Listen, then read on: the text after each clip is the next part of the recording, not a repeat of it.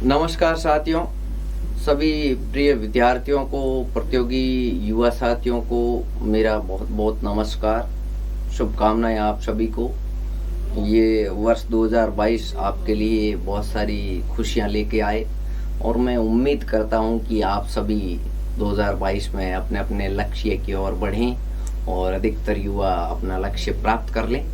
मैं डॉक्टर भैराराम बेनीवाल, सहायक प्रोफेसर, राजकीय कन्या महाविद्यालय तिवरी मथानिया। साथियों, काव्य छंद एक ऐसा टॉपिक है जिसको मैं लेके आया हूँ। वो कक्षा 9 से, यदि 9th 10th की बात करें तो 10th या 9th में भी काव्य छंद कोर्स में है।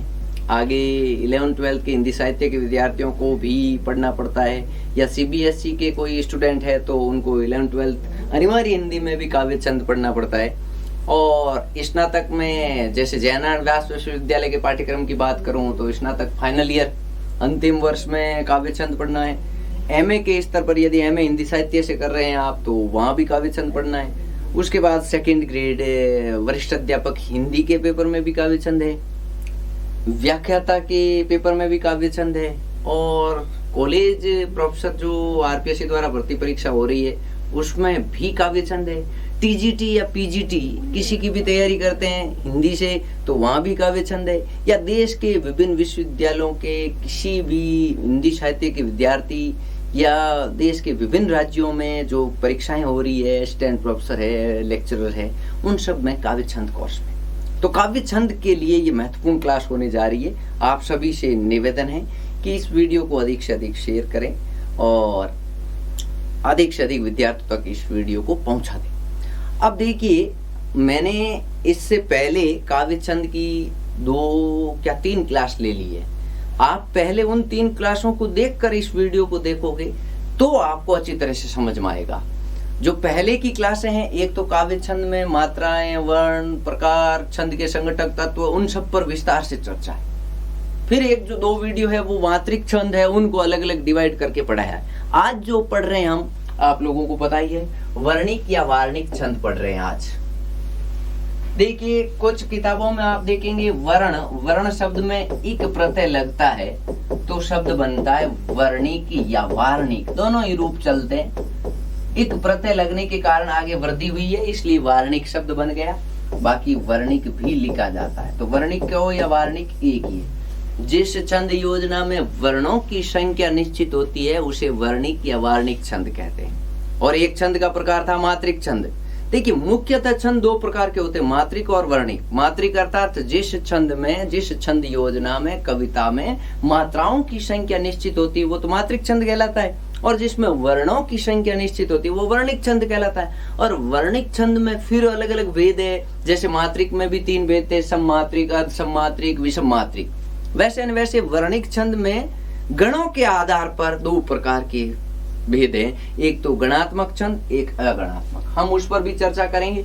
एक ऐसा है छंद का भेद जिसमें किसी भी कविता को छंद मुक्त लिखा जाता है, यानी छंद का प्रयोग नहीं किया जाता है, स्वच्छंद रूप से मुक्त छंद प्रयोग होता है, तो वो रचना कहलाती है मुक्तक। तो एक तो मात्रिक छंद हो गया, एक वर्णिक है ना, एक मुक्तक होता है जिसमें किसी भी छंद का प्रयोग नहीं हो। और हिंदी में एक प्रश्न आता है, हिंदी की ऐसी पहली कौन सी कविता है जो छंद मुक्त थी? तो सूर्यकांत त्रिपाठी निराला की कविता जो 1916 में लिखी गई, जुई की कली। बहुत अच्छा प्रश्न है। पहली हिंदी की छंद मुक्त रचना कौन सी है? निराला की जुई की कली। तो शुरू करते हैं वर्णिक छंद। आगे आप साथ बने रहें। देखिए साथियों, वर्णिक छंद यहां से मैं शुरू कर रहा हूं। पहला ही स्लाइड ली है। देखिए, छंद के टोटल भेद 3 होते हैं साथियों। 3 कौन कौन से? मात्रिक, वर्णिक और मुक्तक। मोटे तौर पर छंद के 3 भेद है। मात्रिक आपको पहले पढ़ा चुका हूं, जिस छंद में मात्राओं की संख्या तय रहती है वो मात्रिक छंद है। मात्राएं 3 प्रकार की होती है, लघु, गुरु और प्लुत। छंद में 2 ही प्रयुक्त होती है। एक मात्रिक स्वर कौन कौन से? अ, इ, उ। और द्विमात्रिक छंद कौन कौन से हैं? आ, बड़ी, बड़ाऊ, ए, ऐ, ओ, औ। चलिए आगे। अब बात करते हैं वर्णिक या वार्णिक छंद किसे कहते हैं? वे छंद जिसके प्रत्येक चरण में वर्णों व गणों वर्णों व गणों की संख्या निश्चित होती है उसे क्या कहते हैं? वार्णिक छंद। गण सूत्र आप सबको पता होगा, लंबा सूत्र था, बताया था, यमाता राज बानस लगा। आप मेरे छंद का पहला वीडियो देखोगे, उसमें इस चित्र को डिटेल से समझाया हुआ है। ये गण सूत्र है। गण कितने होते हैं? टोटल गण 8 हैं। गण कहते किसे हैं? 3 वर्णों के एक समूह को गण कहते हैं। वर्ण किसे कहते हैं? भाषा की लघुतम इकाई जिसके और टुकड़े नहीं होते वो वर्ण कहलाती है। चलिए आगे देखते हैं। गणों के आधार पर इसके 2 भेद हैं। अब अगली बात कर रहे हैं वर्णिक छंद में गणों के आधार पर वर्णिक छंदों के कितने भेद हैं? 2 भेद हैं। ध्यान से देखिए, 2 भेद। कौन कौन से 2 भेद हैं? पहले भेद का नाम है गणात्मक छंद, अर्थात जिस रचना में गण योजना का ध्यान रखते हुए कविता लिखी जाती वो तो कहती है गणात्मक कहलाती है, और जिसमें गण योजना ध्यान में नहीं रखी जाती, ओनली वर्णों का ध्यान रखा जाता है, वो कहलाती अगणात्मक। अब हिंदी में हमारे मुख्यतः जो प्रचलित छंद है उसमें यदि अगणात्मक की बात करूं तो अगणात्मक में कौन सा आएगा? कवित छंद आएगा। अगणात्मक ओनली कवित। और गणात्मक में आप सबको पता होगा इंद्र वज्रा, उपेंद्र वज्रा, मालिनी, शिकरणी, मंदाक्रांता, सवैया, ये गणात्मक है। इनमें गण योजना का ध्यान रखना है। तो हम शुरू करते हैं पहले गणात्मक छंद। देखिए 1 नंबर पढ़ रहे हैं, गणों के आधार पर अपने गणात्मक छंद। गणात्मक छंद किसे कहते हैं? जिसके प्रत्येक चरण में वर्णों के साथ साथ गणों का क्रम भी निश्चित रहता है, फिक्स क्रम रहेगा। द्रुत विलंबित है, वसंत तेल का है, इंद्र वज्रा, उपेंद्र वज्रा, मंदाक्रांता, मालिनी, शिकरणी, सवैया, ये 8 एक ऐसे छंद है जिनमें विभिन्न परीक्षाओं में, प्रतियोगी परीक्षाओं की बात करूं, चाहे एकेडमिक परीक्षाओं की बात करूं, विश्वविद्यालय स्तर पर, महाविद्यालय स्तर पर, तो उसके लिए ये उपयोगी रहते हैं। तो गणात्मक छंद 8 है जो प्रमुख रूप से विभिन्न जगह कोर्स में रहते हैं।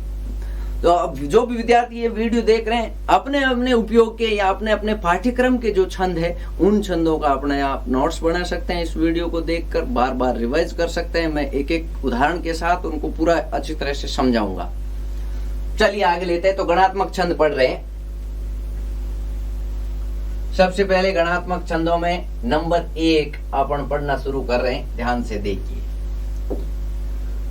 नंबर 1 छंद का नाम क्या है? इंद्र वज्रा छंद।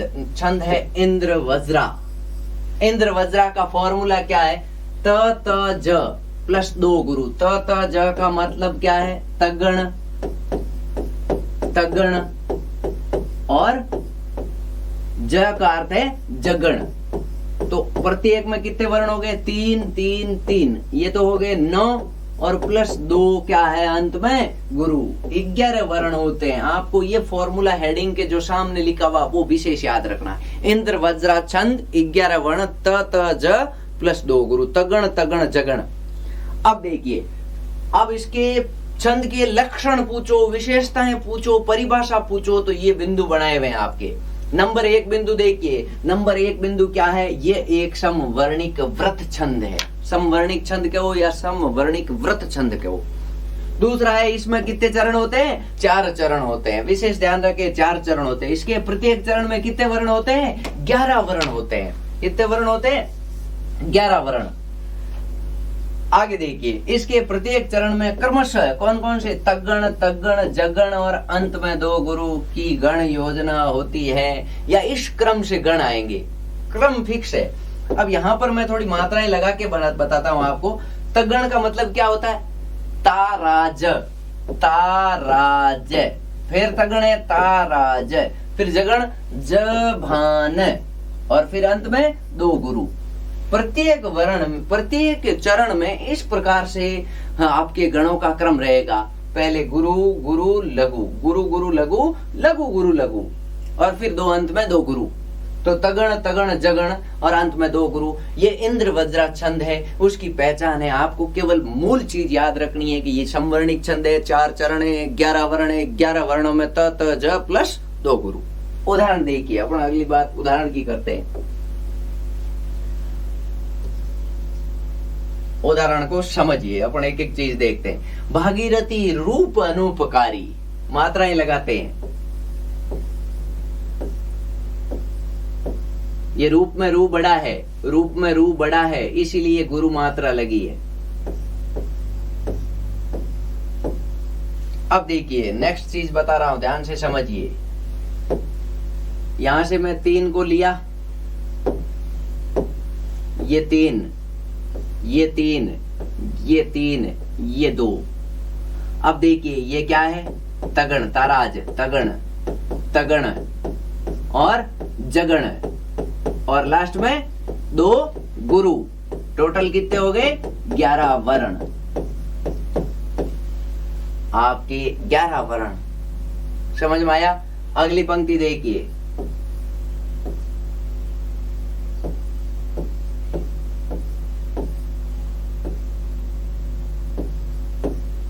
मात्राएं आप देख सकते हैं बिल्कुल करेक्ट लग रही है।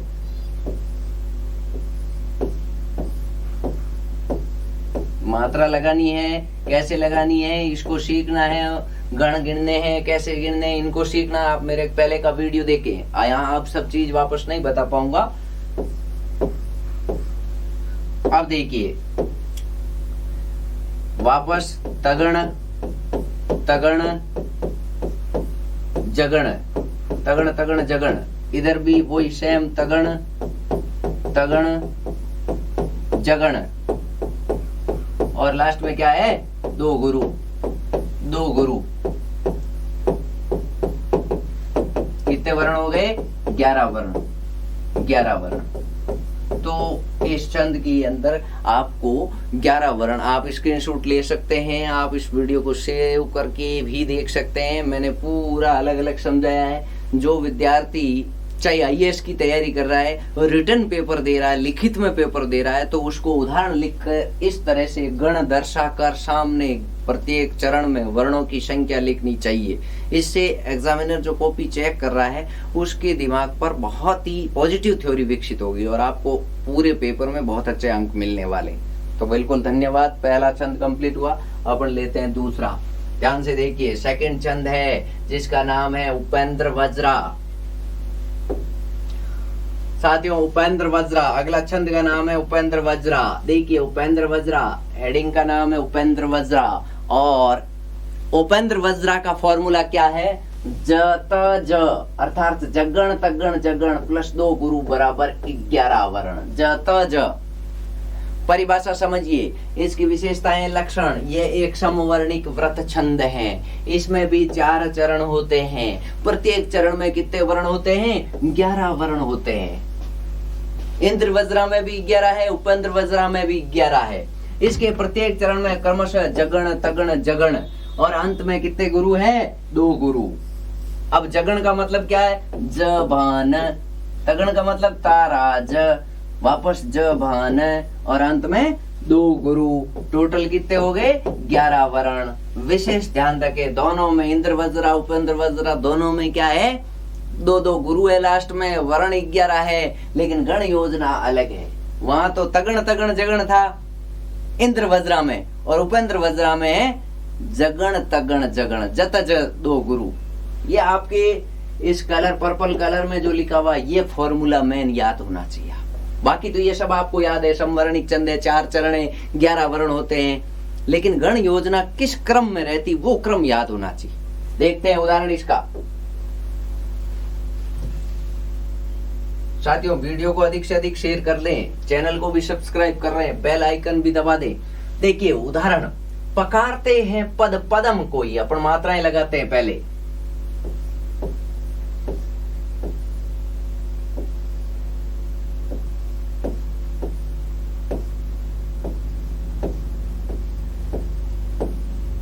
मैं मात्राएं लगा चुका हूं, टोटल करूंगा तो कितने आएंगे, 11 वर्ण। आप गिन सकते हैं वर्ण कैसे गिनने, 1 2 3 4 5 6 7 8 9 10 11 ऐसे वर्ण गिनने, मात्राएं नहीं गिननी। और गण योजना में आपको गणों का ध्यान रखना है। जैसे मैं एक लाइन के पहले पूरे बता देता हूँ। पहले क्या है, जबाने अर्थात जगण, ताराज अर्थात तगण, वापस जगण, और फिर क्या है, 2 गुरु। टोटल वर्ण कितने हो गए, 11 वर्ण। अगले में देखिए,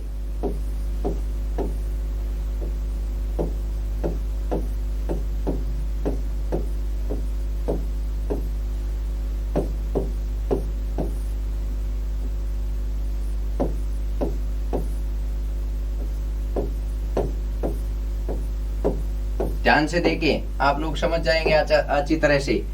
क्या है? जगण, तगण, जगण, दो गुरु, जगण, तगण, जगण और दो गुरु।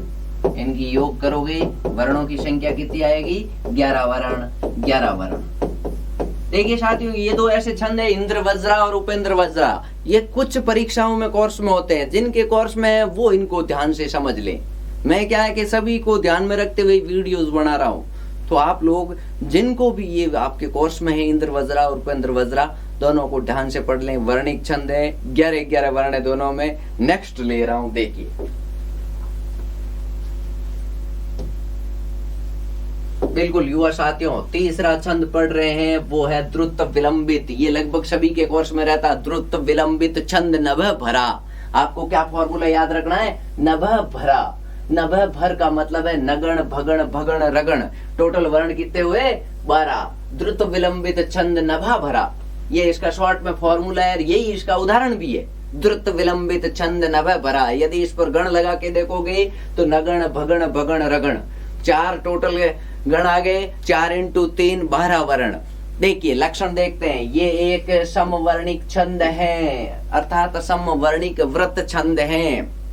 दूसरा, इसमें कितने चरण होते हैं? 4 चरण होते हैं। ये भी 4 चरण, बिल्कुल। इसमें प्रत्येक चरण में कितने वर्ण होते हैं? 12 वर्ण होते हैं। और इसके प्रत्येक चरण में क्रमशः गणों का क्रम क्या रहता है? नगण, भगण, भगण, रगण। नगण का मतलब क्या है? न, स, ल, तीनों लघु, सर्व लघु। भगण का मतलब भा, न, स, आदि गुरु। फिर भगण, भ, न, स, बा, नस मतलब आदि गुरु। रगण का मतलब राज, भा, मध्य लघु। तो ये इस प्रकार आपके गण योजना होती है। 12 वर्ण होते हैं। आपको अच्छी तरह से देख लेना है, सीख लेना है, समझ लेना है कि 4 चरण होते हैं, समवर्णिक छंद है, 12 वर्ण है। और 12 वर्णों का क्रम क्या है? गण कौन कौन से हैं? नगण, भगण, भगण, र।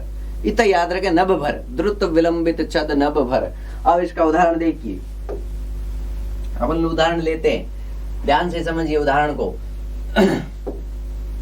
सबसे पहले देखिए, दिवस का अवसान समीप था, गगन था कुछ लोहित हो चला, तरुषिका पर थी अब राजती कमलिनी कुलवल्लभ की प्रभा।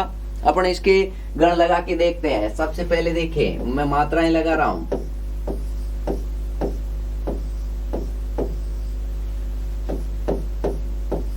एक एक को आपको समझा दूंगा।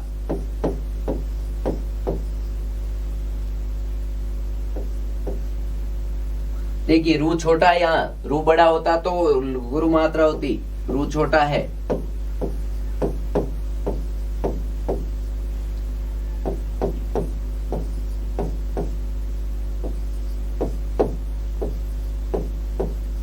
अब देखिए, अपन लेते हैं आगे। मैं पेन चेंज करूंगा थोड़ा। 3-3 के जोड़े बना रहा हूं, ध्यान से देखिए। 3-3 के जोड़े अर्थात 3 वर्णों के एक समूह को क्या कहते हैं? अपन गण कहते हैं।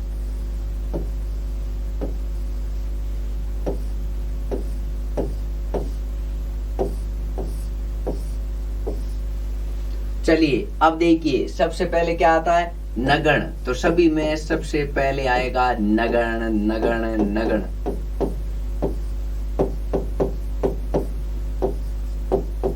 नगण। उसके बाद क्या आता है? भगण। 2 बार भगण आएगा रेगुलर, नभ भर, भगण। और लास्ट में रगण। तो यहां मैं शॉर्ट में लिख रहा हूं, भगण, भगण और रगण।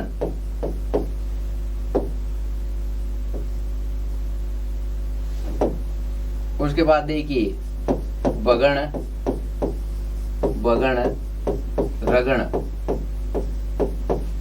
और यहां भी भगण, वापस भगण और रगण। अब देखिए प्रत्येक में कितने वर्ण हुए, 12 वर्ण, चारों ही चरणों में 12-12 वर्ण हो गए। अभी वर्ण गिन के भी आप देख सकते हो कितने वर्ण हो रहे हैं, 12 वर्ण। वर्णों की योजना क्या रहेगी, गण योजना नवभर। छंद कौन सा है, द्रुत विलंबित। यदि वर्ण गिनने हैं तो 1 2 3 4 5 6 7 8 9 10 11 और 12, ये देखिए 12 वर्ण हो रहे हैं। उदाहरण बहुत अच्छा है, प्रचलित उदाहरण है, कम से कम एक एक उदाहरण भी याद होना चाहिए। बाकी प्रतियोगी परीक्षाओं में प्रश्न ये उदाहरण देके पूछेंगे कि इस में कौन सा छंद है, उसका नामोल्लेख करते हुए इसके लक्षण लिखिए, तो आपको सीधा ये एक समवर्णिक व्रत छंद है। इसमें 4 चरण होते हैं, प्रत्येक चरण में 12 वर्ण होते हैं तथा प्रत्येक चरण में क्रमशः नगण भगण भगण और रगण की गण योजना होती है। और ये उदाहरण लिख देने का। बिल्कुल नेक्स्ट छंद ले रहे हैं।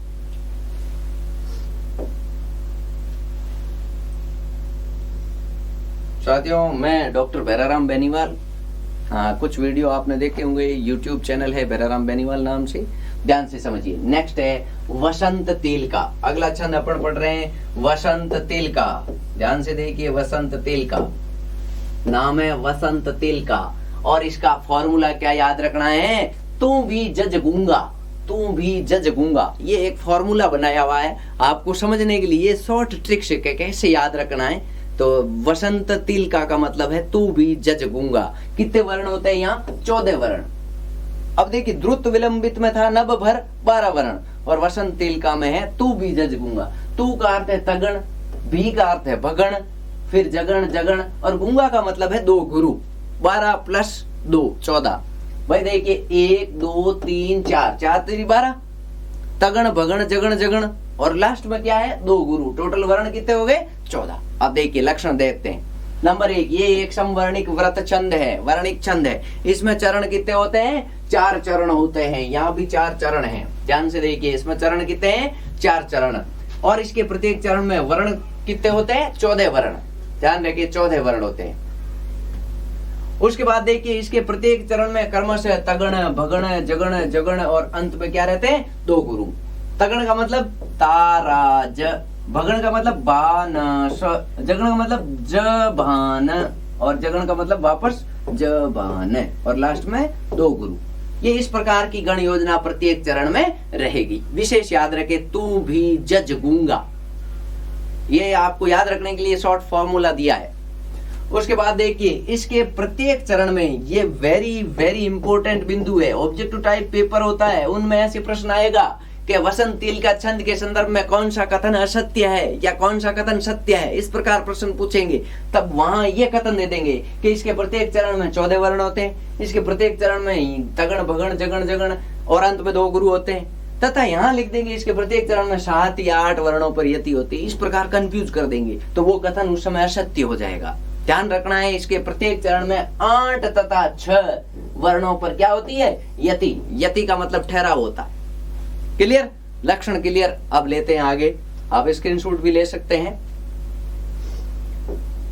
उदाहरण को समझिए भाइयों।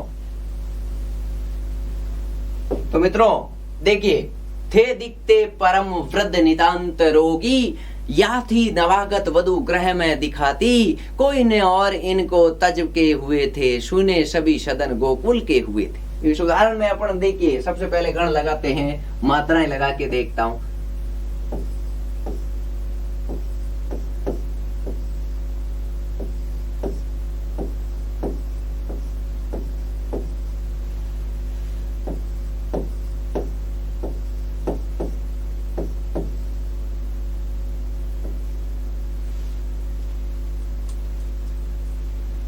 तगण ताराज, भगण भानस, जभान जभान,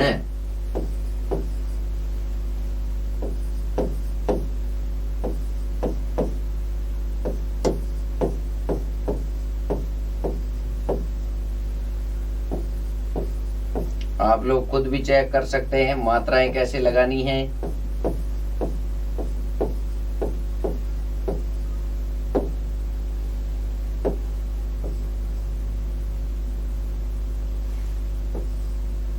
तीन तीन के जोड़े बना दीजिए, लास्ट में 2 का रहेगा क्योंकि 2 गुरु है।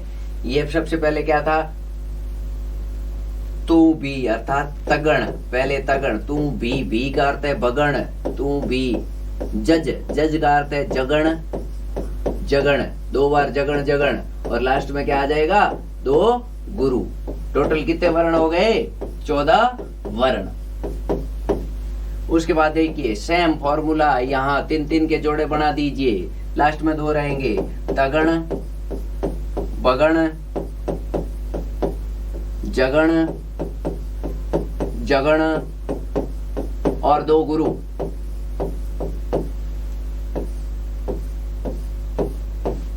देखिए तगण, बगण, जगण, जगण और 2 गुरु। यहाँ भी 14 वर्ण, यहाँ भी 14 वर्ण, प्रत्येक चरण में 14 वर्ण होंगे। अब देखिए कितने हो गए, तगण, बगण, वापस बगण, सॉरी जगण आएगा, जगण और लास्ट में 2 गुरु। और इस तरह से कितने वर्ण हो गए, 14 वर्ण। तो ये था आपके छंद। और इसमें योजना कौन सी ध्यान रखनी है, तू भी जज गूंगा, 14 वर्ण। स्क्रीनशॉट आप लोग ले सकते हैं। आप लोगों से निवेदन है अधिक से अधिक वीडियो को शेयर करें, वीडियो अधिक से अधिक शेयर करें।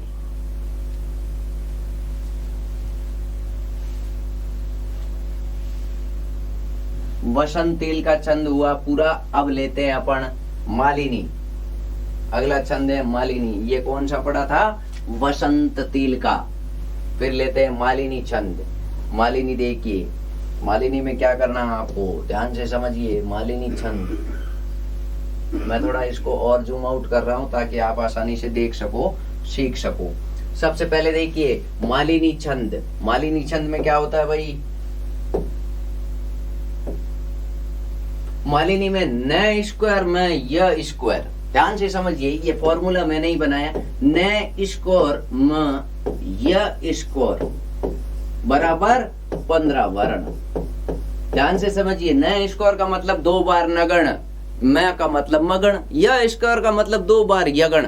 तो टोटल 5 हो गए, नगण नगण मगण यगण यगण, अर्थात 15 वर्ण। 5 3 15। मालिनी न स्क्वायर में य स्क्वायर 15 वर्ण। इतना याद रखना है आपको। देखिए पहला बिंदु, ये एक समवर्णिक व्रत छंद है। इसमें भी कितने चरण होते हैं, 4 चरण। इसके प्रत्येक चरण में कितने वर्ण होते हैं, 15 वर्ण। और इसके प्रत्येक चरण में क्रमशः नगण नगण मगण यगण यगण की गण योजना रहती है। नगण नगण मगण यगण यगण। 5 3 15, 5 गण है अलग अलग। देखिए नगण का मतलब तीनों लघु मात्राएं, फिर है नगण तो तीनों लघु। मगण का मतलब माता रात तीनों ही गुरु, सर्व गुरु। यहाँ तो सर्व लघु है, फिर सर्व गुरु। और यगण का मतलब या माता, मगण तो हो गया मातारा। यगण का मतलब यमाता। तो यमाता का मतलब है कि पहले क्या रहेगी, लघु फिर गुरु, लघु गुरु गुरु, यह गण योजना रहेगी। और इसके प्रत्येक चरण में 8 व 7 वर्णों पर यति होती है। यति का मतलब ठहराव। ये महत्वपूर्ण बिंदु है साथियों। लास्ट वाला बिंदु विद्यार्थी याद नहीं रखते हैं, ये एकदम कंफर्म याद होना चाहिए। प्रतियोगी परीक्षा की तैयारी करने वालों के लिए सबसे मोस्ट बिंदु ये है, कितने वर्णों पर यति होती है। हम इनको नहीं पढ़ते हैं, हम केवल ये याद रख लेते हैं। इस चीज में हम कंफ्यूज हो जाते हैं। 8 और 7 वर्णों पर यति होगी, पहले 8 पर फिर 7 पर, 8 पर 7 पर प्रत्येक चरण में, ध्यान रखें। चलिए उदाहरण लेते हैं। आप लोग मालिनी छंद पढ़ रहे हैं। मालिनी छंद में लक्षण है, आपको केवल न स्कोर में य स्कोर याद रखना है। 15 वर्ण होते हैं, ठीक। चलिए उदाहरण लेते हैं। प्रचलित उदाहरण है, वही ले रहा हूं मैं साथियों। यह आपके पढ़ा हुआ होगा। प्रिय पति वे मेरा प्राण प्यारा कहाँ है, दुख जल निधि डूबी का सहारा कहाँ है, लक मुख जिसका मैं आज लो जी सकी हूं, वह हृदय हमारा नैन तारा कहाँ है। तो देखिए वर्ण लगाते हैं अपन। पहले सबसे पहले क्या आता है, नगण, तीनों ही लघु, वापस तीनों ही लघु, 6 रेगुलर लघु आ गए। फिर क्या आएंगे तीनों ही गुरु, फिर लघु गुरु गुरु, लघु गुरु गुरु। ये सेम फॉर्मूला इसमें भी 6 लघु आ जाएंगे रेगुलर, उसके बाद तीनों गुरु, फिर लघु गुरु गुरु, लघु गुरु गुरु, 6 लघु रेगुलर, 3 गुरु, लघु गुरु गुरु, लघु गुरु गुरु।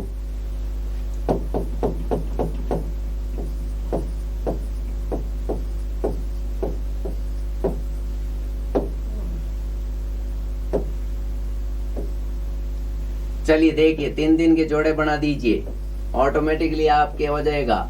ये क्या हुआ, नगण, वापस नगण, फिर मगण मातारा, फिर 2 बार यगण, यगण। बराबर कितने वर्ण हो गए, 15 वर्ण। मालिनी न स्क्वायर म य स्क्वायर 15 वर्ण।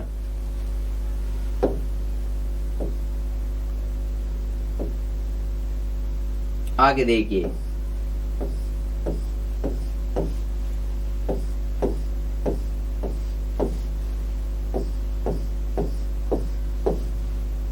सेम फॉर्मूला है, मैं शॉर्ट में लिख रहा हूं न न म य, अर्थात नगण नगण मगण यगण। ऐसे न ऐसे नगण, 2 बार नगण आ गया, फिर आ जाएगा मगण, और फिर 2 बार आ जाएगा यगण। और वर्णों की संख्या कितनी हो जाएगी, 15। प्रत्येक चरण में कितने वर्ण होते हैं, 15। बहुत प्रचलित उदाहरण है, जो ही उदाहरण लिया है आप लोगों के, बिल्कुल यही उदाहरण आपको अपनी नोटबुक में लिख लेना है। जो भी स्टूडेंट तैयारी कर रहे हैं वो सभी स्टूडेंट अपने सेल्फ नोट्स बनाएं, इनकी मदद लेकर, छंदों की मदद लेकर। बिल्कुल धन्यवाद साथियों। तो 5वां छंद वर्णिक छंद अपन ने पढ़ा है, मालिनी न स्कोर में यह स्कोर। नेक्स्ट छंद 6वां लेते हैं, ध्यान से समझिए। 6वां है शिखरणी, शिखरिणी। ध्यान से देखिए, एक तो इसमें अपन गलती करते हैं, शिखरणी कर देते हैं, शिखरिणी है। छंद का मूल नाम शिखरिणी, ध्यान से देखिए। और इसका फॉर्मूला क्या याद रखना है, बहुत अच्छा फॉर्मूला, यमुना से भली गंग, यमुना से भली गंग। अब गंग का मतलब क्या है, गंग का मतलब है लघु गुरु। अंत में क्या होते हैं, लघु गुरु। देखिए यमुना मतलब यगण मगण नगण, फिर है सगण, फिर है बगण, फिर है ल। क्या है, ल का कोई मतलब नहीं है। देखिए 1 2 3 4 5, 5 3 15 और 2 17। ये तो भली में ल है ना, ये केवल आपको फॉर्मूला समझ में आने के लिए ये ल लिखा गया। यमुना से भली गंग, यगण मगण नगण सगण और भगण, 5 3 15 और लास्ट में लघु गुरु। तो ये फॉर्मूला याद रखना है। वर्ण कितने हो रहे हैं, 17। देखिए मैंने बढ़ते क्रम में लिया है, पहले इंद्र वज्रा उपेंद्र वज्रा लिया, उनमें 11 फिर वसंत तिलका लिया, वसंत तिलका में द्रुत विलंबित लिया, फिर द्रुत विलंबित में 12, फिर वसंत तिलका में 14, फिर लिया मालिनी में 15, अब शिखरणी 17। यूं बढ़ते क्रम में छंद लिए मैंने वर्णों की संख्या की दृष्टि से। चलिए देखिए, ये एक समवर्णिक व्रत छंद है। पहला बिंदु याद रह जाएगा, ये एक समवर्णिक व्रत छंद है, समवर्णिक व्रत छंद। इसमें कितने चरण होते हैं, इसमें चरण होते हैं 4 चरण होते हैं। और इसके प्रत्येक चरण में कितने वर्ण होते हैं, 17 वर्ण होते हैं। और इसके प्रत्येक चरण में क्या गण योजना रहती है, यगण मगण नगण सगण और भगण, लास्ट में लघु गुरु। अब देखिए इसके प्रत्येक चरण में, ये महत्वपूर्ण बिंदु है, 6वें वर्ण के बाद यति होती है। इंपॉर्टेंट लिख रहा हूं मैं, प्रत्येक चरण में 6वें वर्ण के बाद यति होती है। चलिए यगण का मतलब क्या है, यगण, यगण का मतलब है य माता। मगण का मतलब मातारा, नगण का मतलब तीनों लघु, सगण का मतलब सलगा, भगण का मतलब बानस, और अंत में क्या है, लघु और गुरु। तो ये गण योजना रहेगी। एक बार पुनः मैं आपको रिवाइज करवा रहा हूं। शिखरणी छंद समवर्णिक छंद है, 4 चरण होते हैं, प्रत्येक चरण में 17 वर्ण होते हैं, और प्रत्येक चरण में यगण मगण नगण सगण भगण और अंत में लघु गुरु की गण योजना। तो दो बिंदु यहाँ चीजें महत्वपूर्ण है कि अंत में एक तो लघु गुरु आता है और एक छठवें वर्ण के बाद यति होती है। और बाकी क्या याद रखना है? यमुना से बली गंग, गंग ध्यान रखें, यमुना से बली गंग। अब देखिए उदाहरण देखते हैं अपन, इसका उदाहरण समझिए, ध्यान से देखे उदाहरण। अनूठी आभा से सरल सुषमा से सुरस से बना जो देती थी वह गुणमयी भू विपिन को, निराले फूलों की विविध दल वाली अनुपमा, जड़ी बूटी ही हो बहु फलवती थी विलसती। आप देख सकते हैं हर छठवें वर्ण के बाद यति है, दर्शाया हुआ है, कोमा लगा हुआ है, यति का मतलब ठहराव है हर छठवें वर्ण पर। वर्ण लगाकर देखते हैं।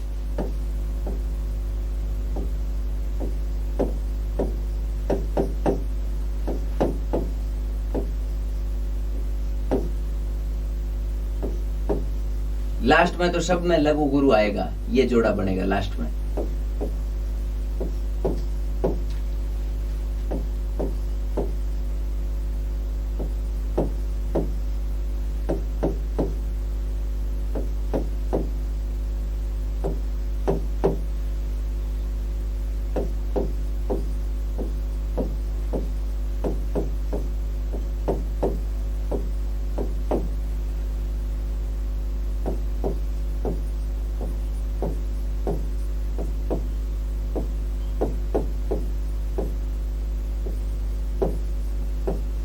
अब देखिए लगाते हैं अपन, ध्यान से समझिए, आपको समझ में आ जाएगा। 3-3 का जोड़ा बना दीजिए। सबसे पहले क्या है? यगण, मगण, मातारा मगण, नगण, यमुना, यमुना शब्द था ना, यमुना में यगण मगण नगण, से यानी सगण, फिर क्या आएगा? सगण, फिर है भली में भगण, और लास्ट में क्या है? लघु गुरु बराबर 17 वर्ण, 17 वर्ण होते हैं। ये फॉर्मूला है। इनमें भी देखिए 3-3 के जोड़े बना दोगे तो स्वयं ये निकल के आ जाएगा। सभी में 3-3 के जोड़े बना दीजिए और लास्ट में 2 वर्ण आप ऑटोमेटिकली अलग है, लघु गुरु। सभी में ये का ये लिखना है, यगण, मगण, नगण, सगण, भगण और लघु गुरु। यगण, मगण, नगण, सगण, भगण और लघु गुरु। आगे देखेंगे कितने वर्ण हो जाएंगे? 17 वर्ण। इधर भी कितने वर्ण हो जाएंगे? 17 वर्ण। तो ये विशेष ध्यान रखना है, 17 वर्ण है।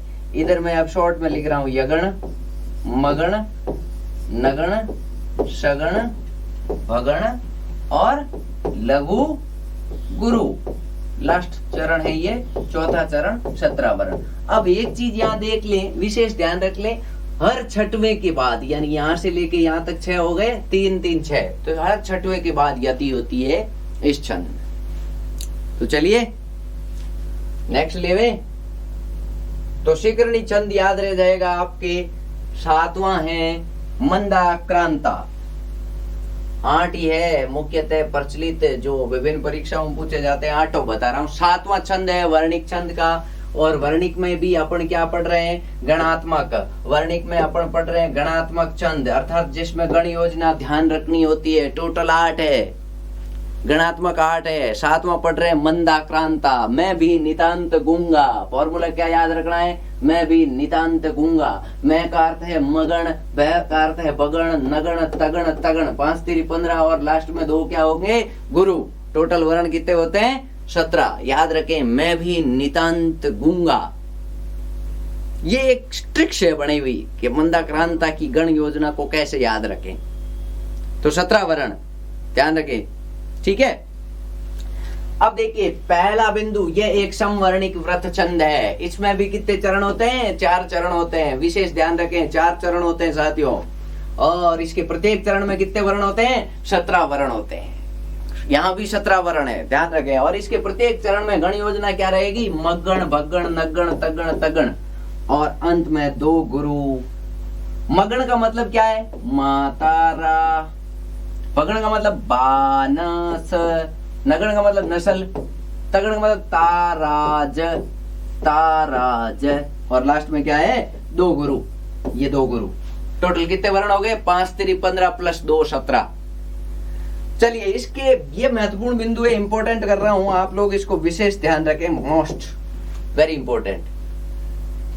मैं आपको 10 12 साल 15 साल का मेरा जो भी अनुभव है, ये आपको प्रश्न कहां से आता है, कैसे आ सकता है, आप कहां गलती करोगे, वो चीजें बता रहा हूं। आप उन चीजों को नोट कर लें, फिर भली पिछली परीक्षाओं के पेपर देखें।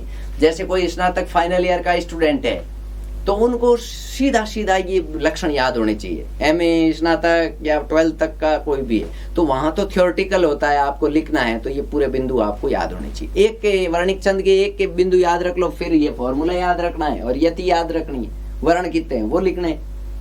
और जो कॉम्पिटिटिव एग्जाम की तैयारी कर रहे हैं उन स्टूडेंट्स को कहां से विशेष ध्यान देना है, उनका भी मैं साथ में बता रहा हूं। चलिए देखिए, तो इसके प्रत्येक चरण में चौथे, छठे और सातवें 3 जगह है। चौथे, छठे, सातवें वर्ण पर यति होती है। तो यही बिंदु आता है कि मंदाक्रांता छंद में चौथे, छठे ना 8वें कर दे तो गलत हो जाएगा। तो आपको कंफर्म याद रखना 4 6 7 इस तरह से। यति कहां होगी? पहले 4 पर होगी, फिर 6 पर हो गई, फिर कितने पर होगी? 7 पर होगी। 8 नहीं करना है। चौथे, छठे, सातवें पे। तारे डूबे तम टल गया, छा गई ओम लाली। अभी उदाहरण देखिए, बहुत प्रचलित उदाहरण है, ध्यान से देखिए। तारे डूबे, फिर रुके थोड़े से, तम टल गया, फिर रुके थोड़े से। तो पहले 4 पर रुके, फिर 6 पर, अब 7 पर रुके। छा गई ओम लाली, पक्षी बोले तम चर जगे, ज्योति फैली दिशा में, शाखा डोली तरु नीचे की, कुंज फूले सरों में, धीरे धीरे दिन कर कड़े, तामसी रात बीती। चलिए उदाहरण देखिए, अब अपन गण लगा कर देखते हैं।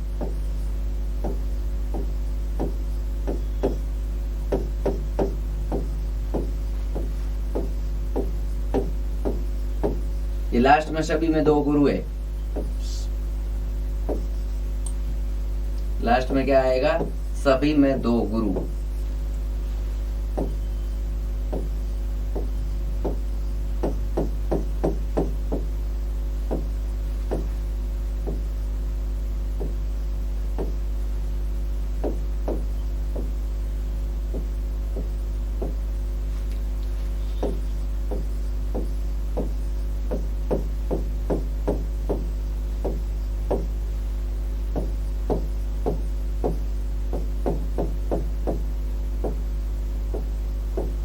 चलिए आगे लेते साथियों। युवा साथियों देखिए, 3 के जोड़े बना दीजिए। 3 के जोड़े फिक्स, 3 के लास्ट में क्या आ जाएगा? ऑटोमेटिकली 2 रह जाएंगे। 3 के जोड़े बना दीजिए। मैं नीचे लाइन खींच रहा हूं, आपको समझ में आ जाएगा अच्छी तरीके से।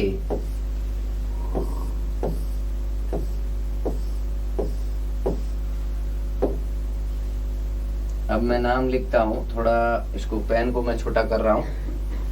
सबसे पहले देखिए क्या है? तगण, बगण,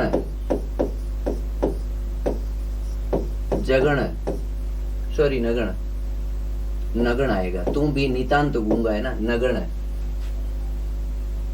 तगण, तगण, और लास्ट में क्या आ जाएगा? 2 गुरु। टोटल वर्ण कितने? 17। ये पहला चरण हो गया आपके।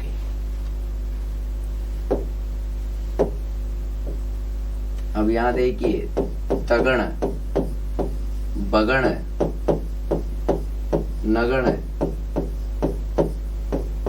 तगण, तगण और 2 गुरु। ऐसे न ऐसे तगण, बगण, नगण, तगण, तगण और लास्ट में 2 गुरु। टोटल कितने वर्ण हो गए? 17 वर्ण। 5 3 15 प्लस 2 गुरु, 17 वर्ण। प्रत्येक चरण में कितने वर्ण होते हैं? 17 वर्ण। लास्ट देखिए, स में तगण, बगण, नगण, वापस तगण, तगण, दो गुरु, वर्ण, शत्रावरण। तो साथियों ये आपके मंदाक्रांता छंद हुआ, अच्छी तरह से याद कर लीजिए। मंदाक्रांता, शत्रावरण, मैं भी नितांत गूंगा फॉर्मूला। और यति देखिए, हर जगह मेरे कोमा लगाए हुए, पहले 4 पर, यानी यहाँ से यहाँ तक पढ़े आप, फिर थोड़ा रुके, फिर यहाँ से यहाँ तक पढ़ा, फिर रुके, फिर यहाँ से यहाँ तक पढ़ा, फिर रुके। तारे डूबे तम टल गया, छा गई ओम लाली, पक्षी बोले तम चर जगे, ज्योति फैली दिशा में। तो अच्छी तरह से याद हो गया? बिल्कुल। तो अब लेते हैं यहाँ गणात्मक का लास्ट भेद, उसको ढंग से समझना, क्योंकि उसके अंदर उपभेद भी खूब है। देखिए साथियों, अगला जो है सवैया छंद है। सवैया एक छंद नहीं है, पूरे छंदों की क्या है? जाति है। सवैया छंदों की जाति है। टोटल 27 प्रकार के सवैया होते हैं। कितने प्रकार के? 27 प्रकार के सवैया होते हैं। और विभिन्न परीक्षाओं में मुख्यतः 3 सवैया पूछे जाते हैं। फिर भी आपको मैं काफी डिटेल से बताने वाला हूँ। गणात्मक छंदों का लास्ट है सवैया। सवैया छंद विशेष तौर से देखिए, ये भी समवर्णिक व्रत छंद है। सवैया भी क्या है? समवर्णिक व्रत छंद है। और इसमें भी चरण कितने होते हैं? 4 चरण होते हैं। और प्रत्येक चरण में 22 से लेके 26 तक वर्ण होते हैं। विशेष ध्यान से देखें, ये सभी सवैयों के लिए कॉमन बात बता रहा हूं पहले, फिर अपन एक एक को डिटेल से पढ़ेंगे कि इसके प्रत्येक चरण में 22 से लेके 26 तक, यानी 22 से 26 के बीच में होंगे। किसी में 22, किसी में 23, किसी में 24, 25, 26 यूं। ये सवैया एक छंदों की जाति है। मुख्यतः जो प्रयुक्त होते हैं, दुर्मिल सवैया है, मदिरा सवैया है, मतगंध सवैया है, किरीट है। बाकी यूं नाम खूब है, चकोर है, अरसार्थ है, वाम है, मुक्ताहरा है, गंगोदक है, सुमुखी है, मल्लिका है, मालती है, काफी नाम है। तो देखिए, इसके प्रत्येक चरण में वर्णों की संख्या तय रहेगी, यानी 22 से 26 तक। और गणों का क्रम भी फिक्स रहेगा, यानी 7 बार जगन आ गया तो 7 बार जगन आएगा। 7 तिरी 21, बाद में एक गुरु आ सकता है या एक गुरु लघु आ सकते हैं। 8 बार सगन आ गया तो 8 बार सगन ही आएगा रेगुलर। तो इस प्रकार है ये छंद। तो इसके प्रत्येक चरण में वर्णों की संख्या और गणों का क्रम निश्चित रहता है। अब देखते हैं पहले तो सवैया के भेद प्रभेद, ध्यान से समझिए। नेक्स्ट स्लाइड ले रहा हूं, सवैया के भेद प्रभेद देखिए, बहुत ढंग से समझिएगा। सवैया के भेद प्रभेद का हेडिंग है बगण के आधार पर, जगण के आधार पर, सगण के आधार पर, और चौथा है रगण के आधार पर। अब भगण का मतलब है भानस। फॉर्मूला क्या होगा? भानस। ये पेज आपको याद होना चाहिए पूरा, यदि सवैया को आप डिटेल से समझना चाहते हो। बाकी जो कोर्स में है वो पढ़ लीजिए। मदिरा कोर्स में है तो मदिरा पढ़ लीजिए कि 22 वर्ण होते हैं, 7 बार भगण एक गुरु। तो गणों के आधार पर सवैयों का वर्गीकरण पढ़ रहे हैं साथियों अपन। कितने प्रकार से बांटा गया गणों के आधार पर? 4 प्रकार से। किस किस प्रकार से? भगण, जगण, सगण और रगण के आधार पर। भगण के आधार पर पहला नंबर 1 पढ़ रहे हैं। भगण के आधार पर भेद नंबर 1 भगण के आधार पर देखिए, मदिरा सवैया 22 वर्ण। आगे जस्ट सामने लिखे हुए वर्णों की संख्या है वो। मतगयंद, वेरी इंपोर्टेंट, मतगयंद का ही दूसरा नाम क्या है? मालती सवैया। वर्ण कितने होते हैं? 23 वर्ण होते हैं। नेक्स्ट है चकोर सवैया। चकोर में कितने वर्ण होते हैं? 23 वर्ण। आगे लिखे हुए उधर 23। नेक्स्ट देखिए किरीट। किरीट में कितने वर्ण होते हैं? 24। और फिर है अरसात। अरसात में भी कितने होते हैं? 24। तो भगण के आधार पर कितने प्रकार के सवैया है? 5 प्रकार के। मदिरा, मतगयंद, चकोर, किरीट, अरसात। और मतगयंद के 2 नाम है, मालती भी है। फिर जगण के आधार पर सवैया के भेद। जगण के आधार पर सवैया कौन कौन से होते हैं? नंबर 1 सुमुखी या मलिका। सुमुखी या मलिका में कितने वर्ण होते हैं? 23। फिर है लवंग लता। लवंग लता में कितने होते हैं? 25। फिर है वाम। वाम में कितने होते हैं? 24। और मुक्ताहरा में कितने होते हैं? 24। तो कितने हुए? 4 भेद हुए यहाँ पर। सुमुखी, लवंग लता, वाम और मुक्ताहरा जगण के आधार पर। जगण का मतलब क्या है? जभान। ये वर्णों का क्रम रहेगा, मात्राओं का क्रम जभान। बगण में रहता भानस। और इसमें भी सुमुखी के 2 नाम है, मल्लिका। और ये वो मल्लिका नहीं है, मल्लिका सिरावता नहीं है, ये मल्लिका यानी सुमुखी है, सवैया ही है। अब नेक्स्ट देखिए सगण। सगण का मतलब है स ल गा। लघु लघु गुरु क्रम रहेगा। और इस आधार पर कौन कौन से हैं? दुर्मिल 24 24 दुर्मिल, फिर है सुंदरी 25, अरविंद 25, कुंदलता 25 और शुक 26। शुक सवैया का नाम है 26। टोटल कितने भेद हो गए यहाँ? दुर्मिल 1, सुंदरी 2, अरविंद 3, कुंदलता 4 और शुक 5। 5 भेद हो गए। सगण के आधार पर, भगण के आधार पर भी 5, लेकिन जगण के आधार पर केवल 4 है और रगण के आधार पर केवल 1 है, गंगोदक। रगण का मतलब है गुरु लघु गुरु, राज भा, और गंगोदक में 24। अब साथियों ये इतने भेद तो मैंने बता दिए, 5 5 10 और 4 14 ने 15 भेद बताए, होते तो 27 है, लेकिन प्रचलित रूप यही है, किताबों में यही मिलता है। अब इनमें से भी 4-5 इतने प्रसिद्ध है कि विभिन्न कवियों ने, रसकान वगैरह के नाम सुने होंगे आपने, विभिन्न कवियों ने, घनानंद का नाम सुना होगा, सवैया घनानंद के भी प्रसिद्ध है, रसकान के भी प्रसिद्ध है, कुछ सवैया का रचना तुलसी वगैरह ने भी की थी। तो जो प्रसिद्ध है वही हमें पढ़ने हैं, वही कोर्स में रहते हैं, चाहे कॉलेज प्रोफेसर का ले लो, चाहे 9वीं 10वीं का ले लो, प्रसिद्ध है वही देखना है। कौन कौन से प्रसिद्ध है मैं कुछ के आगे राइट का निशान करता हूं। नंबर 1 मदिरा, नंबर 2 मतगयन, ये आपको पढ़ना है दोनों। और उसके बाद दुर्मिल, मेन तो ये 3 ही है। यदि चौथा पढ़ना चाहो तो किरीट पढ़ लो, 4 के अलावा याद रखने की जरूरत नहीं है।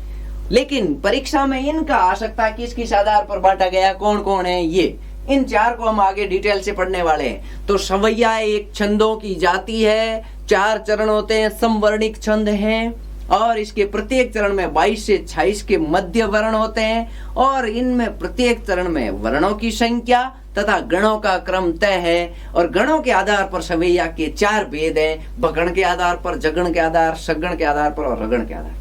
इसको आप आराम से स्क्रीनशॉट ले सकते हैं। नेक्स्ट लेता हूं मैं,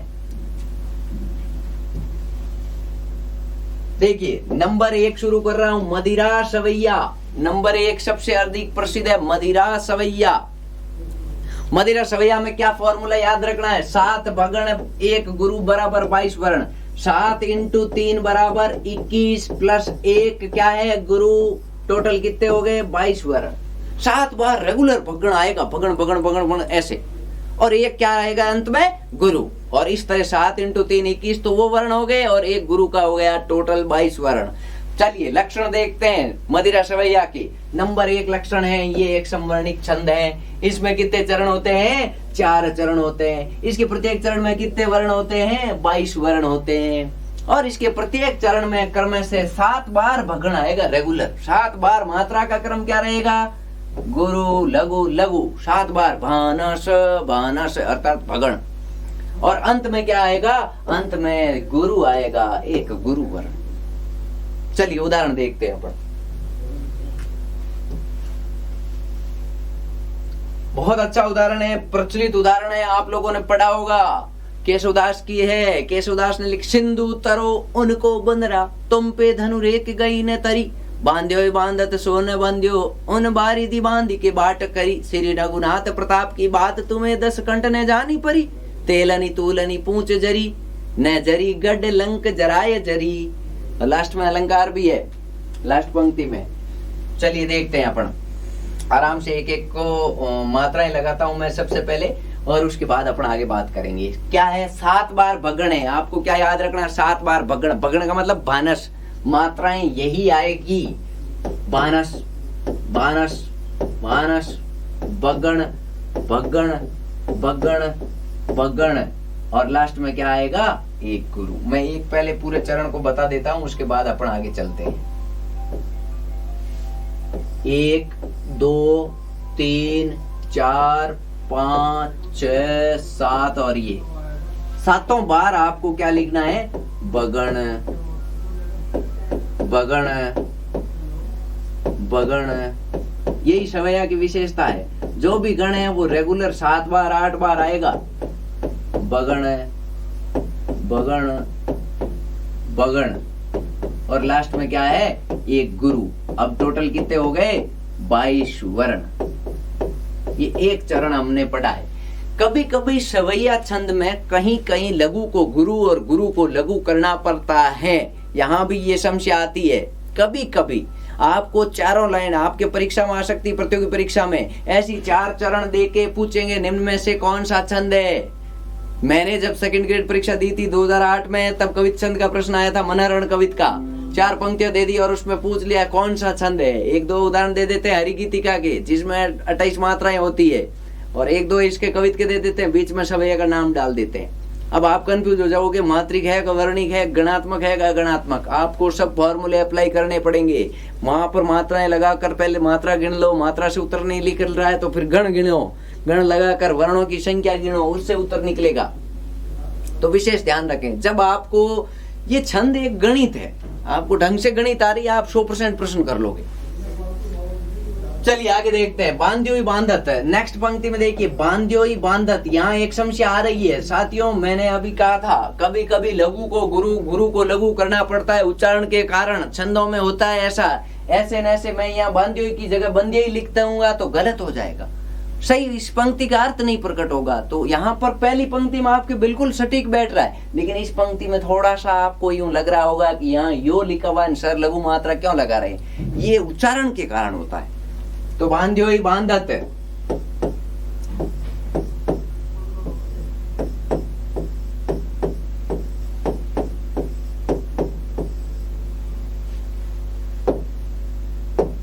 बांध्योई बांधत 7 बार भगण है, रेगुलर भगण है, लास्ट में गुरु है, वर्णों की संख्या कितनी है 22।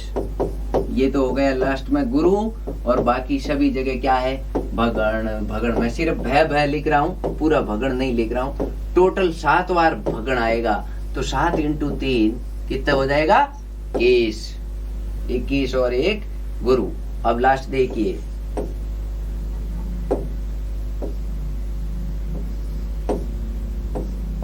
सात बार भगण, सॉरी यहाँ भी देखिए की बड़ी लिखी हुई है, ये वहां बड़ी लिखी हुई है, लेकिन इसका उच्चारण की छोटी के तौर पर होगा। श्री रघुनाथ प्रताप की बात तुम्हें 10 कंठ ने जानी परी, ये छोटी है। आप यूं ध्यान रखें कि उच्चारण के कारण कहीं कहीं ऐसी समस्या आएगी, तो आपको वो चीज ध्यान रखनी पड़ेगी।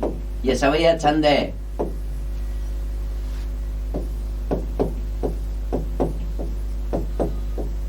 ये मैंने समझाने के लिए उदाहरण लिखा हुआ, बीच में इस पर वर्ण नहीं लगाएंगे, अपन सीधा इधर लगाएंगे।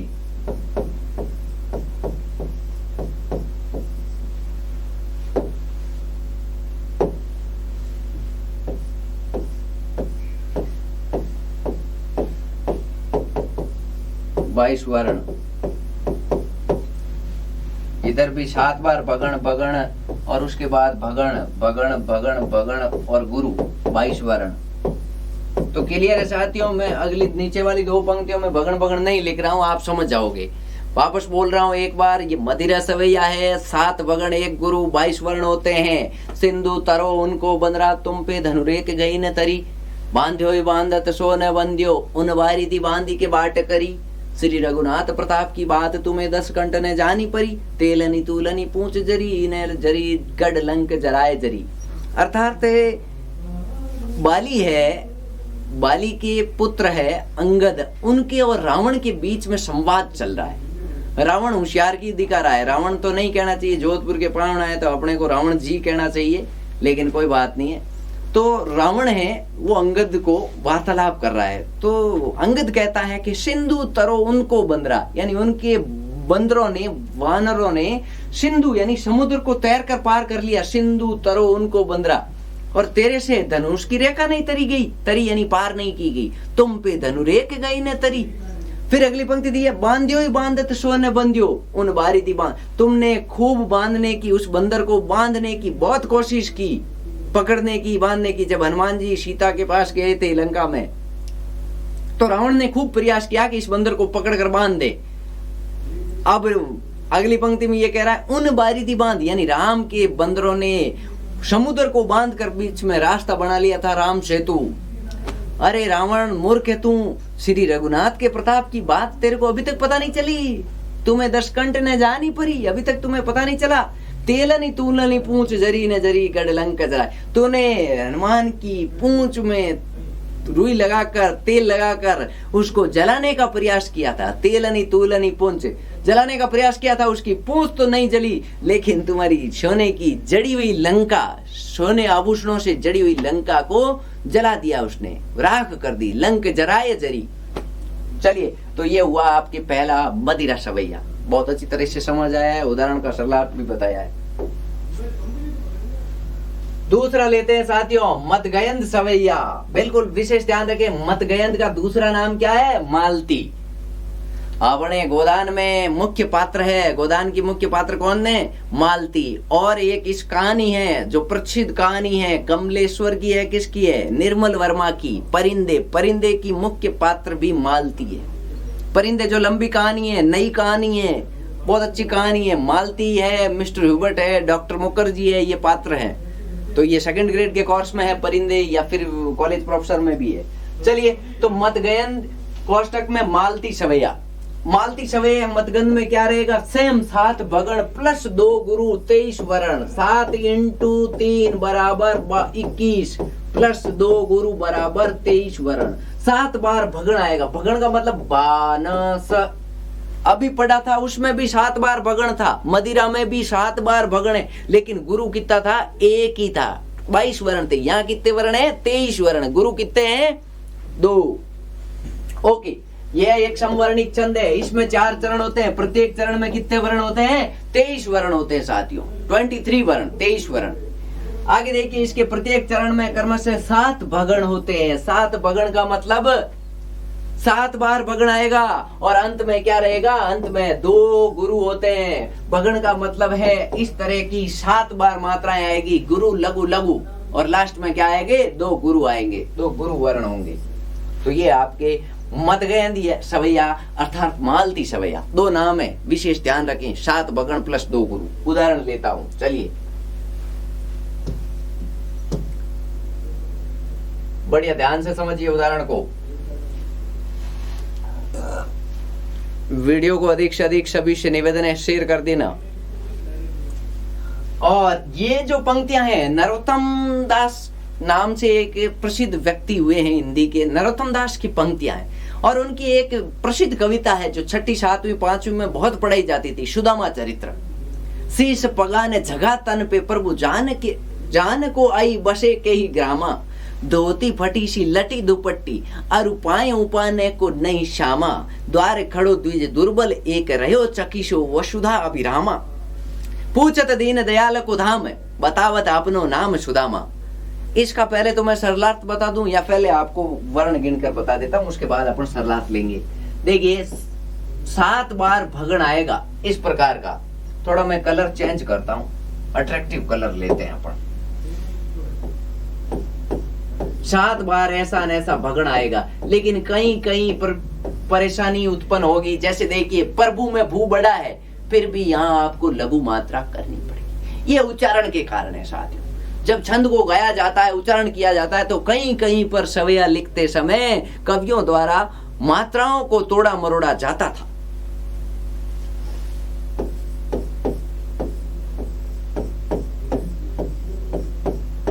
लास्ट में 2 गुरु है। टोटल वर्ण कितने हो जाएंगे? 23 वर्ण। यहां देखेंगे तो क्या आ रहा है? भगण। 7 बार रेगुलर भगण है, 2 बार हो गया, तीसरी बार, चौथी बार, 5वीं बार भगण, 6वीं बार भगण। भगण का मतलब बानस, गुरु लघु लघु मात्राएं रहेगी, भगण, और लास्ट में 2 गुरु। टोटल कितने वर्ण हो गए? 23 वर्ण। ओके, अगली देखिए, धोती फटी सी लटी दुपट्टी अरुपायन उपान श्यामा।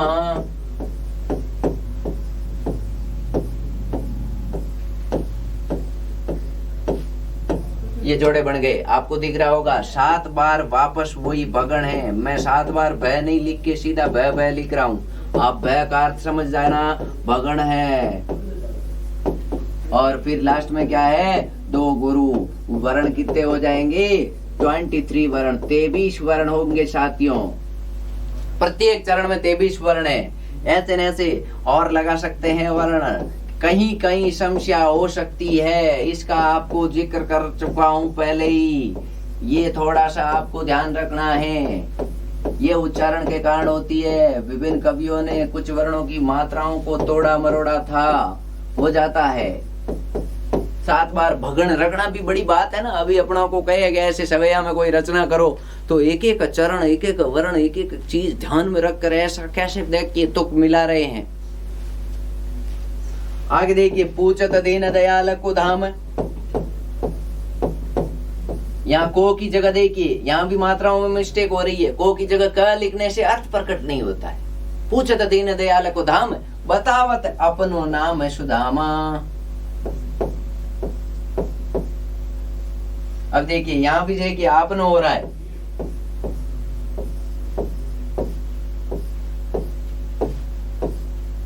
दो तीन जगह मात्राओं में, वर्णों में ऊपर नीचे देखिए, लघु की जगह गुरु, गुरु की जगह लघु, आपको भ्रम हो सकता है। आपके जो परीक्षा में आता है उस समय आपको ऊपर की पंक्ति, नीचे की पंक्ति, चारों पंक्तियों के गण और वर्ण लगा के गिनोगे तो आपके सटीक एक में 23 बैठ जाएंगे वर्ण, और भगण भगण भगण आएंगे बार बार, 7 बार भगण आकर फिर 2 गुरु आएंगे तो उसको अपन क्या कहेंगे? कौन सा सवैया पढ़ रहे थे? मतगयन सवैया। मतगयन था दूसरा नाम, मालती सवैया। अब इसका थोड़ा अर्थ देख लीजिए। शीश पगाने जगह तन पे, प्रभु जान को आही बसे कई ग्रामा। यानी सुदामा एक बार कृष्ण से मिलने के लिए, कृष्ण जहाँ राजपाट चला रहे थे, मथुरा जाते, गेट पर कृष्ण के बहुत द्वारपाल वगैरह खड़े हैं, तो गेट पर जब जाता है तो उसके शीश पर न तो कोई पगड़ी होती सिर पर, न ऊपर के शर्ट या कोई चौड़ा झोगा। जगह का मतलब है कपड़ा है, शरीर के ऊपर के हिस्से में भी कपड़ा नहीं है, शीश पर भी कपड़ा नहीं है। प्रभु जान को अही बसे कई ग्रामा। अब वो किस ग्राम का बसा हुआ व्यक्ति है ये भी उसको पता नहीं है। उसको मतलब गेट मैन को। धोती उसकी फटी उठी हुई है, धोती फटी सी लटी दुपट्टी, दुपट्टी लटक रही है और धोती फटी हुई, और पांव में उपाना नहीं सामा। उपाना मतलब कहते हैं जूते, पांव में जूते भी नहीं, उबनो है। द्वार खड़ो द्विज दुर्बल है। द्विज का मतलब है ब्राह्मण। एक दुर्बल थका दुबला सा ब्राह्मण द्वार पर खड़ा है। रहो चकिशो वसुधा अभिरामा। वो चकित है, इधर उधर देख रहा, मोटे महल, सुंदर वो अभिराम सुंदर महल है, बड़े बड़े, उन महलों को देख रहा है और चकित है। और वहां खड़ा खड़ा पूछ रहा है, पूछत दीन दयाल को धाम। भगवान श्री कृष्ण, दीन दयाल का मतलब है यहाँ कृष्ण, कृष्ण के धाम को, उनकी नगरी को पूछ रहा है, घर को पूछ रहा है। और अपना नाम क्या बता रहा? बतावत आपनो नाम सुदामा, कि मैं सुदामा हूँ, कृष्ण का मित्र हूँ। चलिए आगे देखते हैं। तो ये नरोत्तम स्वामी की रचना है सुदामा चरित्र, और पूरी ही मतगयन सवैया में लिखी गई है। तीसरा देखिए साथियों, किरीट सवैया पढ़ रहे हैं। किरीट ज्यादा परीक्षाओं में, कोर्स में नहीं है, फिर भी मैंने कहा ले लेते हैं। किरीट सवैया का फिक्स फॉर्मूला, 8 बार सगण आएंगे तो कितने वर्ण हो जाएंगे? 8 × 3। 8 × 3 कितने हो जाएंगे भाइयों? 8 × 3 24। 24 वर्ण होते हैं फिक्स। इसमें गुरु लघु कुछ नहीं है, सीधे 8 सगण है। सगण का मतलब 8 बार भगण है। भगण का मतलब क्या है? 52 8 बार। यहाँ भी देखिए, ये एक समवर्णिक छंद है, 4 चरण होते हैं, प्रत्येक चरण में 24 वर्ण होते हैं, 8 बार भगण होंगे। भगण का मतलब 52। बिल्कुल आसान हुआ। समवर्णिक छंद, 4 चरण और 24 वर्ण। 24 वर्ण है तो 8 बार भगण है। देखिए, सबसे पहले आपने मदिरा पढ़ा, 7 भगण 1 गुरु। फिर मतगयन पढ़ा, 7 भगण 2 गुरु। अब पढ़ रहे हैं किरीट 8 भगण। ये याद हो गया और कुछ नहीं करना है। चलिए उदाहरण देखते हैं। रसखान का प्रसिद्ध उदाहरण है, आपने पढ़ा होगा। कृष्ण भूमि से कृष्ण के प्रति एक मुस्लिम कवि रसखान द्वारा किस तरह से प्रेम व्यक्त किया गया, ये इस उदाहरण में दिख रहा है आपको। मानुष हो तो वही रसखानी बसो ब्रज गोकुल गांव के गवारण। जो पशु हो तो कहा बसु मेरा चरो नित नंद की धेनु मंजारण। पहन हो तो वही गिरी को जो धरियो कर छत्र पुरंदर कारण। जो खग हो तो बसेरो करो मिली कालिंदी कुल कदम की डारन। देखिए अपन इनकी सबसे पहले गण योजना देखते हैं। 8 बार भगण करना है। बानस बानस, यहाँ भी सेम समस्या आएगी, टेंशन नहीं लेने का, आने दो। कहीं कहीं ये सेम समस्या आएगी साथियों। 8 बार है। देखिए 8 मात्राएं, 8 बार मैं वर्ण गिनकर बताता हूँ आपको। 1 2 3 4 5 6 7 8 बराबर 24। 8 3 24 वर्ण। वापस आ जाइए साथियों। 8 बार क्या है? भगण, क्योंकि भगण की मात्रा क्या होती है? भानस। तो 8 बार मैं भगण लिखूंगा। 3, 4, 5। ये आपको रिटन एग्जाम जो भी है, चाहे आईएएस के दे रहे हो, चाहे एमए फाइनल ईयर, स्नातकोत्तर फाइनल ईयर दे रहे हो, बीए फाइनल ईयर दे रहे हो, तो रिटन में आपको इस तरह से लिखना है। बढ़िया एक उदाहरण, 4 पंक्तियां लिखे, 4 चरण लिखे, उसके पूरे गण वर्ण दर्शाएं और उसके सामने 24 वर्ण लिखे। जो भी मेरे प्रिय विद्यार्थी जयनारायण व्यास विश्वविद्यालय या राजस्थान या देश के किसी भी विश्वविद्यालय में अध्ययनरत है, चाहे डीयू में हो, यदि आपके रिटर्न पेपर है, दिल्ली यूनिवर्सिटी का जो एंट्रेंस पेपर है, उसमें भी आप इस तरह से दर्शा के आओगे तो एग्जामिनर पर बहुत अच्छा प्रभाव रहेगा। लेकिन जो ऑब्जेक्टिव टाइप की तैयारी कर रहे हैं उनको फॉर्मूला पूरा पता होना चाहिए, क्योंकि परीक्षा में उदाहरण देके ही पूछेंगे तो वहां आपको रफली लिखना पड़ेगा, फिर वर्ण गिनने पड़ेंगे। क्या 8 भगण आ रहे हैं तो किरीट सवैया।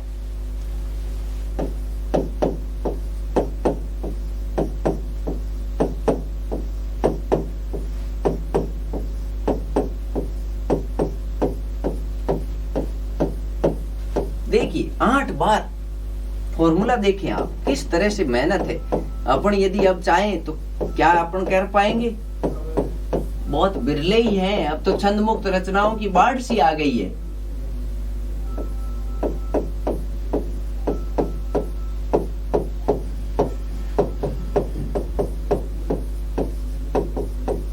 प्रत्येक चरण में 24 वर्ण आ रहे हैं साथियों।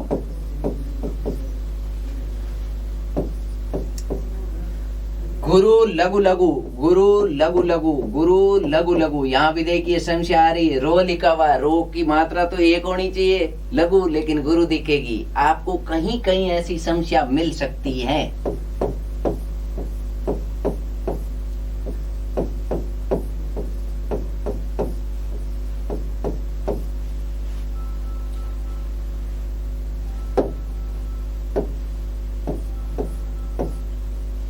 ये 7 बार क्या है, 8 बार क्या है? भगण है। मैं सब पर भगण भगण नहीं लिख रहा हूँ, भय लिख रहा हूँ। आप लोग समझ जाओगे भय का अर्थ क्या है, भगण है। लेकिन रिटर्न परीक्षा में यदि आपके पास टाइम है तो सभी चीजें लिख के आए, भगण भगण भगण। तो पूरे 4 हो गए।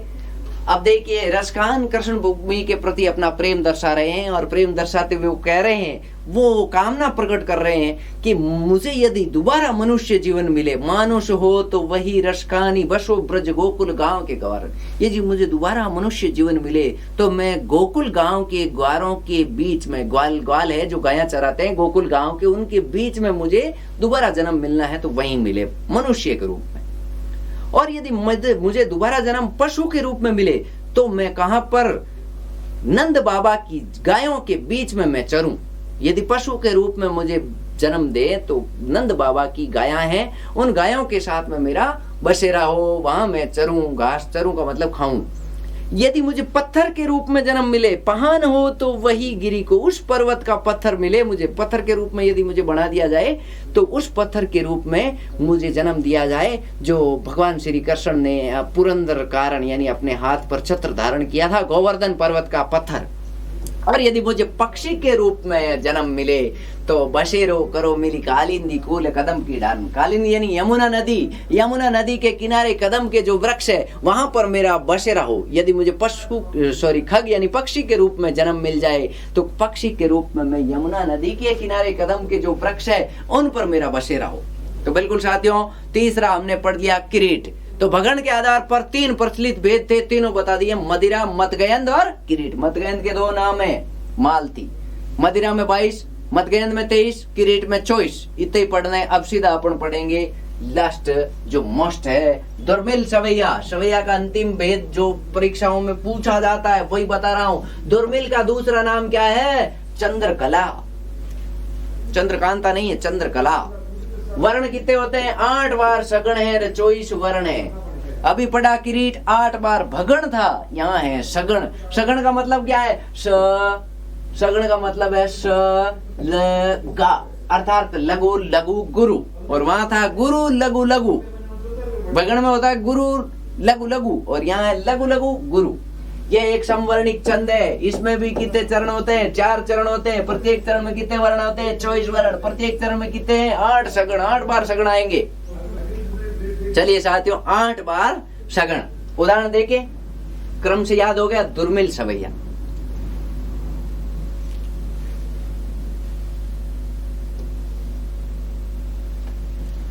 चलिए देखिए। पुरते निकषी रघुवीर बधु, पुरते निकषी रघुवीर बधु, धरि धीर दये मग में डग द्वे, जल की भरी भाल कनी जल की पट सूख गए मधुराधर वे, फिर बुझती है चलनो अब केती के पर्ण कुटी करियो कित हवे, तिये की लखी आतुरता पिए की अखियां अति चारु चली चल चुए। तो देखिए इनका अपन सरलार्थ भी देखेंगे। पहले अपन वर्ण गिन लेते हैं। दुर्मिल सवैया पढ़ रहे हैं, 8 बार सगुण आना चाहिए। सलगा सलगा सलगा सलगा सलगा सलगा सलगा सलगा 8 बार। कितनी बार? 8 बार। देखिए 1 2 3 4 5 6 7 8 कितने वर्ण हो गए? 24 वर्ण। सलगा 8 बार है क्या चीज? सगुण। मैं एक वर्ण पूरे में लिख रहा हूं। सगुण सगुण सगुण सगुण सगुण सगुण और सगुण। 8 बार रेगुलर सगुण है साथियों। 8 बार जो सगुण आ रहा है वो हो रहा है कौन सा सवैया? दुर्मिल। आगे देखिए, जल की लघु लघु गुरु लघु लघु गुरु लघु लघु गुरु, यही रहेगा फिक्स। लघु लघु गुरु लघु लघु गुरु लघु लघु गुरु लघु लघु गुरु लघु लघु गुरु लघु लघु गुरु लघु लघु गुरु लघु लघु गुरु लघु लघु गुरु लघु लघु गुरु लघु लघु गुरु लघु लघु गुरु लघु लघु गुरु लघु लघु गुरु। मात्राएं आपको लगानी आनी चाहिए। बिना मात्रा आप छंद नहीं सीख पाओगे। वर्ण गण सब चीजें पहला वीडियो देखे मेरे छंद के संगठक तत्व 1.5-2 घंटे का वीडियो है। टोटल 4-5 घंटे में आप छंद रेडी कर सकते हो। बहुत अच्छी तरह से बताया हुआ है। चलिए नेक्स्ट देखिए। अब इनमें मैं 3-3 की जोड़े बना रहा हूँ। ये 3-3 के जोड़े बन गए, ये जोड़े बन गए। टोटल कितने वर्ण हो गए? 24 वर्ण। 8 बार क्या हो गया? सगुण हो गया। 8 बार क्या है? सगुण है। मैं केवल स लिख रहा हूँ, आप लोग समझ जाओगे। स का मतलब क्या है? सलगा। सलगा मतलब सलगा। लघु लघु गुरु 8 बार।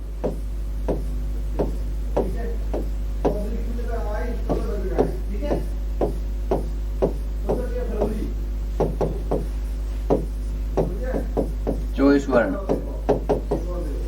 वर्ण। चलिए साथियों, तो यहाँ पर भगवान राम, सीता और लक्ष्मण वनवास को निकले हैं। वनवास को निकले हैं तो सीता कुछ देर चलने के बाद थक जाती है।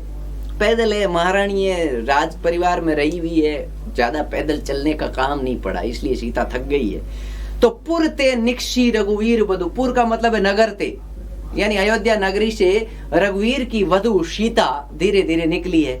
धरी धीर दये मग में डग द्वे। मग का अर्थ है मार्ग, डग का अर्थ है पैर, और धीर मतलब धैर्य। सीता धैर्य धारण करके रास्ते में धीरे धीरे पग रख रही है, पैर रख रही है और चल रही है। ध्यान से देखिए पहली पंक्ति। पुरते नक्शी यानी नगर से रघुवीर की पत्नी, रघुवीर वधु, रघुवीर की पत्नी सीता निकली है और मन में धैर्य धारण करके धीरे धीरे मार्ग में पग रख रही है। डग का अर्थ है पैर, पग रख रही। अब सीता जब धीरे धीरे चल रही है तो उसके झलकी भरी भाल कनी जल की, उसके ललाट पर पसीने की बूंदें झलक रही है। हल्की हल्की पसीने की बूंदें झलक रही है। पट सूख गए मधुराधर वे। उसके मधुर मधुर होठ है वो सूख गए हैं। पट यानी होठ है यहाँ, मधुराधर। पट का मतलब है पट सूख गए मधुराधर, यानी मधुर मधुर होठों के जो है किनारे वो सूख गए हैं। फिर बूझती है। अब सीता बूझती है किससे? राम से। फिर बूझती है चलना अब केती के कितो चालना है। सीता क्या पूछ रही राम से कि कितना सा चलना, चलना अब केती है। परण कुटी करियो कित। परण कुटी यानी घास की कुटिया, झूंपड़ी की टोड़ बनावा। कहाँ पर झोंपड़ी बनाएंगे। अब ये बात सुनकर तिये की लखी आतुरता, यहाँ तिये शब्द किसके लिए आया है? सीता के लिए। सीता की आतुरता, वो स्थिति, पसीने की बूंदे देखकर पिए की अखियां, भगवान राम की आंखें वो चारू चली जल चुए। राम की आंखों से आंसू आने लगे हैं कि यार राज परिवार में रहने वाली मेरी हृदय कनी, मेरा फूल को कष्ट हो रहा है। इस प्रकार भगवान राम की आंखों से आंसू आने लगे सीता के इस कथन से। सीता ने जब ये कथन कहा, पूछा ना कि अब और कितना चलना है, कहाँ पर पर्णकुटी बनाएंगे, तो राम समझ गए कि ये तो थोड़ी देर, अभी तो इतने सही चले, थक गई, आगे क्या होगा, 14 साल है, अपने साथ चलना है। चलिए, तो ये आपके क्रम से मैंने 4 सवैया बताए हैं, वापस बता रहा हूं। मदिरा, मदगयंद और किरीट, ये तो थे बगण से, और एक मात्र है दुर्मिल, ये है सगण से। 8 सगण 24 वर्ण, टोटल 8 छंद पढ़े। इंद्र वज्रा, उपेंद्र वज्रा, द्रुत विलंबित, वसंत तिलका, द्रुत विलंबित, वसंत तिलका, मालिनी, शिखरणी और सवैया। चलिए, अब है देखिए एक चीज और है छोटी सी, उसको बता देता हूं, फिर सवैया पूरा है। 5वां चीज है उपजाति सवैया किसे कहते हैं। कभी कभी प्रश्न आ जाता है, उपजाति सवैया किसे कहते हैं। कुछ कवियों ने उपजाति सवैया का प्रयोग किया है। विभिन्न सवैया छंदों के चरणों के मेल से बनने वाला सवैया क्या कहलाता है? उपजाति। विभिन्न सवैया अलग अलग, एक दुर्मिल का ले लिया, एक मतगयंद का ले लिया, एक किरीट का ले लिया, एक अरसात का ले लिया, यूं चारों के मिलकर जो बनेगा वो उपजाति सवैया कहलाएगा। और यहाँ उपजाति में एक वाम नाम का है, वाम 24 वर्ण होते हैं, और 24 वर्ण वाम कैसे बनता है? मतगयंद के आदि में एक लघु जोड़ेंगे। मतगयंद में क्या था? मतगयंद में था 7 बगण, क्या थे? 7 बगण, और प्लस क्या था? 2 गुरु। 7 बगण में क्या था? 2 गुरु। तो मतगयंद में टोटल 23 थे। अब इसमें क्या जोड़ता है? एक क्या जोड़ते हैं? लघु। तो हो कितने गए? 24। और 24 वर्ण होते ही ये कौन सा हो जाएगा? वाम नाम का सवैया बन जाएगा। खैर ये कोर्स में नहीं है तो नहीं पूछते हैं, इसको तो मैंने यूं ही बता दिया था। बाकी उपजाति सवैया विशेष ध्यान रखें कि विभिन्न सवैया छंदों के चरण हैं, वो मिलकर एक नया जो बना लेते हो आप, वो उपजाति है, अलग अलग जातियों से बना हुआ। चलिए साथियों, अब है कवित छंद। कवित छंद है, इसको मैं सोच रहा हूं अगली क्लास में लूं, क्योंकि काफी लंबा टाइम हो गया, 1.5 घंटा हो गया, आप लोग बोर हो गए होंगे। अगली जो क्लास है उसमें ओनली कवित पढ़ाऊंगा। अगणात्मक छंद है, छोटा वीडियो बनेगा। कवित के 2 भेद होते हैं, एक बार समझा देता हूं आप लोगों को क्या है कवित। ध्यान से देखिए, मैं समझा रहा हूं, आगे की क्लास में वापस बताऊंगा। कवित ये छंद है कवित। अब कवित छंद क्या है? अगणात्मक है। क्या है? अगणात्मक। अभी अपन पढ़ रहे थे, इसमें गण योजना का ध्यान नहीं रखना है, ओनली क्या गिनने? वर्ण। अगणात्मक है लेकिन यत्यात्मक भी है, इसमें यति होती है। क्या होती है? यति होती है। लय प्रधान छंद है, यति होती है, लय प्रधान छंद है। और इसको और क्या कहते हैं? दंडक छंद कहते हैं। साथियों, दंडक छंद किसे कहते हैं? बहुत महत्वपूर्ण बात है। जिस छंद में 26 से अधिक वर्ण हो वो क्या कहलाता है? दंडक छंद। क्या कहलाता है? दंडक। तो यहाँ पर कितने वर्ण होंगे कवित में? कवित में वर्णों की संख्या कितनी होगी साथियों? कवित के 2 भेद है। वर्णों की संख्या होगी 31 से लेकर 33 तक वर्ण होते हैं कवित में। कितने वर्ण होते हैं? 31 से 33 तक। और इसकी एक विशेष बात, इसमें चरण तो 4 होते हैं, किंतु कितनी पंक्तियों में लिखा जाता है? 8 पंक्तियों में लिखा जाता है। कितनी पंक्तियों में लिखा जाता है? 8 पंक्तियों में। कैसे लिखा जाएगा 8 पंक्तियों में? देखिए मैं बताता हूं। जैसे पहली ये एक चरण, फिर ये दूसरा चरण, फिर ये तीसरा चरण, फिर ये चौथा चरण, ये ऐसे लिखा जाता है। ये कवित है। कवित इस प्रकार का लिखा जाता है। तो चलिए, कवित के 2 भेद हैं, दोनों भेद याद रखिए। मनहरण कवित और घनाक्षरी कवित। मनहरण और घनाक्षरी। ध्यान से देखिए साथियों, मनहरण और घनाक्षरी जब 2 भेद कर लिए तो घनाक्षरी के फिर 2 भेद है। घनाक्षरी के फिर 2 भेद है। रूप घनाक्षरी और देव घनाक्षरी। रूप घनाक्षरी और देव घनाक्षरी। रूप घनाक्षरी, देव घनाक्षरी। अब टोटल 3 चीजें पढ़नी है आपको। मनहरण, रूप घनाक्षरी, देव घनाक्षरी। मनहरण में 31 वर्ण, रूप घनाक्षरी में 32 वर्ण और देव घनाक्षरी में 33 वर्ण। और कुछ याद नहीं रखना। कवित कैसा छंद है? लय प्रधान है, अगणात्मक है, यत्यात्मक है, वर्णिक है, लेकिन दंडक छंद है। 5 बातें याद रखें, लय प्रधान, अगणात्मक, यत्यात्मक, वर्णिक, दंडक छंद। 4 चरण होते हैं किंतु 8 पंक्तियों में लिखे जाते हैं। प्रत्येक चरण में 31 से 33 वर्ण होते हैं और इसके 2 भेद है, मनाना और गणाक्षरी। इनको मैं और डिटेल से पढ़ाऊंगा अगली क्लास में। तो बिल्कुल साथियों, बहुत बहुत धन्यवाद। आप सभी को बहुत बहुत शुभकामनाएं। और आप लोग